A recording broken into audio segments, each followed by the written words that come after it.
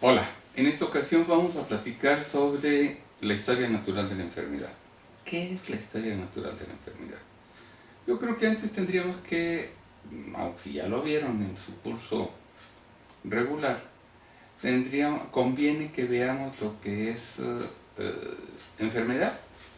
Y bueno, generalmente lo entendemos como lo opuesto a salud. Y aquí nos veríamos en la complicación. ¿Y qué es salud? También ya lo vimos. Pero para propósitos prácticos, digamos que la salud implica el bienestar del individuo y la enfermedad se inicia cuando se pierde ese bienestar. Ya desde el punto de vista médico, pues la enfermedad la entendemos como un proceso en el que se afecta cualquiera de las esferas biológica, psicológica e incluso social del equilibrio humano. Creemos que esto queda claro. Y para hacerlo más concreto todavía, pues vámonos a la idea generalizada que hemos tenido de tradición de toda la vida, de que la enfermedad se manifiesta por una serie de trastornos a los cuales les vamos a llamar síntomas y signos. Síntomas van a ser aquellas alteraciones que capta el enfermo, que siente. Por ejemplo, el dolor. El dolor lo detecta el paciente. Muchas veces el médico no lo ve. Me duele la cabeza. Pues sí, pero nosotros no vemos el dolor en sí. Esos son síntomas, los que siente el paciente. Y signos van a ser aquellos datos que el médico en el estudio que hace, llamamos la exploración que hace del paciente, los va a encontrar. Bien, tenemos la idea pues de qué es enfermedad. Ahora vamos a ver por qué hablamos de historia natural. Todas las enfermedades van a tener un inicio y van a tener un fin. En el inicio generalmente lo ubicamos cuando empiezan los síntomas, cuando el paciente empieza a sentir algo anormal, decimos ahí empezó la enfermedad. Para nosotros, en el análisis de lo que llamamos historia natural de la enfermedad, empezó desde antes, pero sin dar manifestaciones, todavía subyacente, sin que se hiciera notorio, sin que se hiciera aparente, ya había inicio de la enfermedad. Y entonces le llamamos historia natural a toda aquella secuencia que se va a dar desde antes que se haga manifiesto hasta el momento en el que termina. Todo ese proyecto, todo ese lapso, todo ese tiempo transcurrido, lo vamos a identificar como historia natural de la enfermedad. ¿Cómo vamos a precisar cuando no se dan síntomas? Pues sí, ahí es un poquito difícil de precisar, pero le llamamos etapa subclínica. ¿A qué le llamamos etapa subclínica? Decimos a ese lapso de la enfermedad en la que, aun cuando todavía no da síntoma, sí empiezan a haber ciertos procesos anormales que empiezan a afectar al organismo y que luego van a empezar a manifestarse.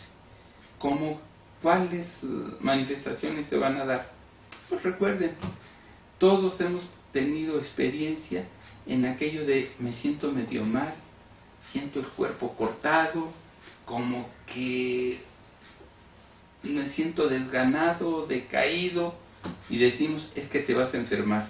No, es que ya iniciaste la enfermedad, que ahorita va en su etapa subclínica, y dividimos la enfermedad en dos grandes etapas: el proceso prepatogénico y el proceso patogénico.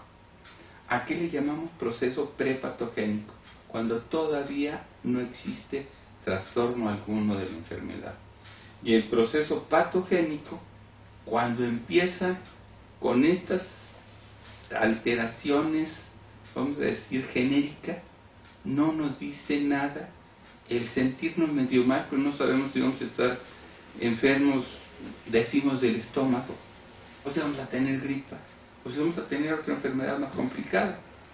Esas etapas van a ser las iniciales del proceso patogénico.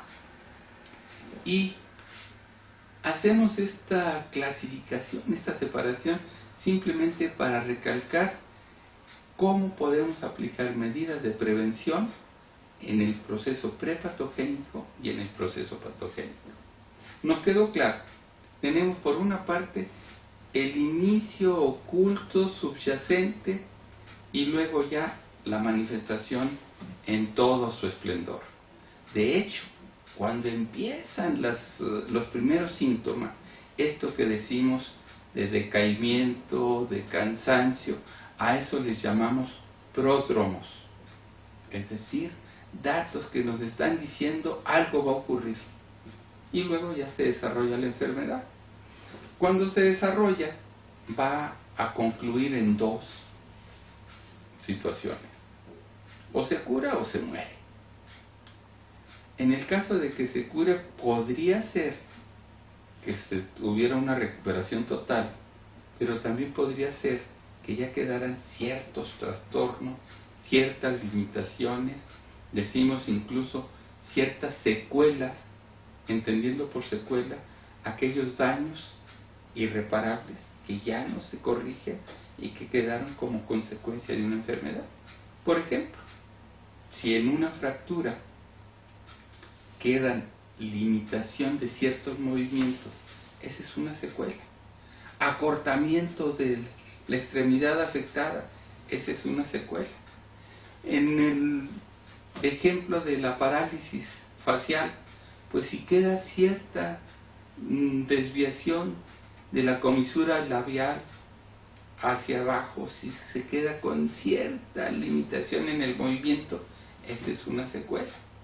Bien, en este sentido entonces, si tenemos un periodo prepatogénico antes de que empiece la enfermedad y un periodo patogénico en el desarrollo de toda la enfermedad, podemos decir que podemos aplicar medidas de prevención primaria, secundaria y terciaria.